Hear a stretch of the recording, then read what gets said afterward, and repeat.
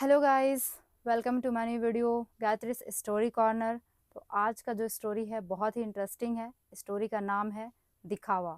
तो story start करें उससे पहले आप चैनल को सब्सक्राइब कीजिए और लास्ट में कमेंट करके ज़रूर बताइएगा कि ये स्टोरी कैसा लगा आपको।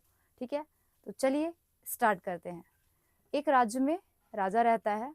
वो बहुत ही अच्छा और बहुत ही नेक दिल का राजा होता है।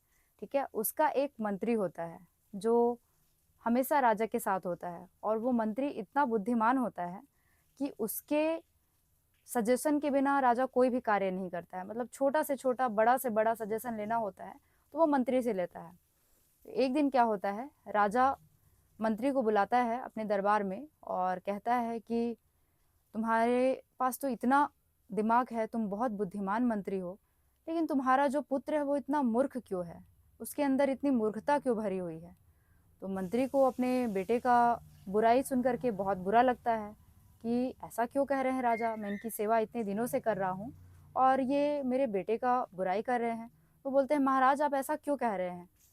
तो राजा बोलता है कि ऐसा मैं क्यों नहीं कहूँ, मैं हर सुबह जाता हूँ बाहर और प्रजा में जब लोगों से सवाल पूछता हूँ या उनको कुछ उपहार के रूप में देता हूँ और तुम्हारे बेटे को अपने पास बुलाता हूँ, उससे पूछता हूँ, एक सवाल करता हूँ कि बताओ सोने और चांदी में सबसे मूल्यवान कौन सा है? तो तुम्हारा बेटा बोलता है चांदी मूल्यवान है। तो तुम्हारा बेटा मूर्ख ही हुआ ना, वो उसके पास तो मूर्खता ही भरी पड़ी है।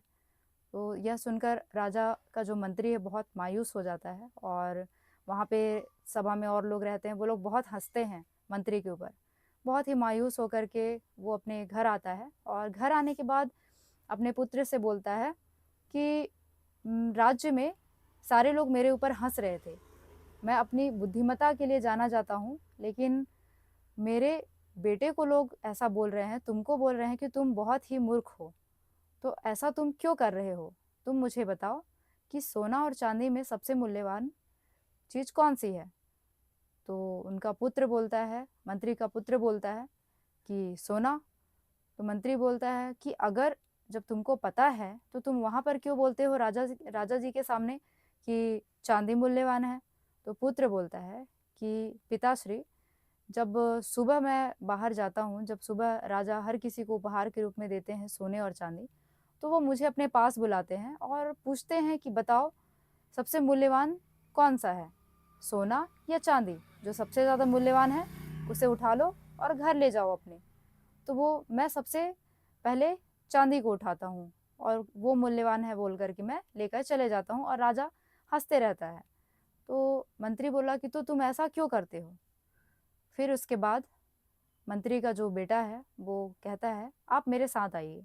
वो उसको अपने साथ एक कमरे में लेकर जाता है, उस कमरे को खोलता है और वहाँ पर बहुत बड़े से पेटी में चांदी का सिक्का भरा होता है। तो मंत्री बोलता है, तुम्हें ये सब कहाँ से मिला?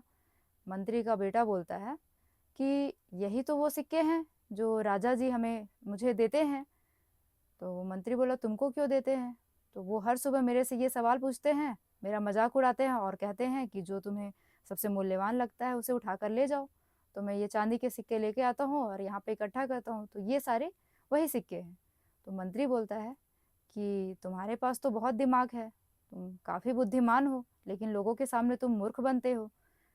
तो पुत्र हंसने लगता है। ऐसा कहकर वापस मंत्री अपने राज्य में जाता है, राजा के पास मिलता है और कहता है कि राजा जी, महाराज जी, जो आप मेरे पुत्र को बहुत ही मूर्ख समझते हैं वो मेरे से भी ज़्यादा बुद्धिमान है। राजा बोलता है, कैसे? बताओ मेरे को। तो वो बोलता है कि जो आप सुबह सुबह सवाल पूछते हैं बेटे से कि सबसे ज़्यादा मूल्यवान कौन सा है, जो मूल्यवान है उसे उठाकर ले जाओ।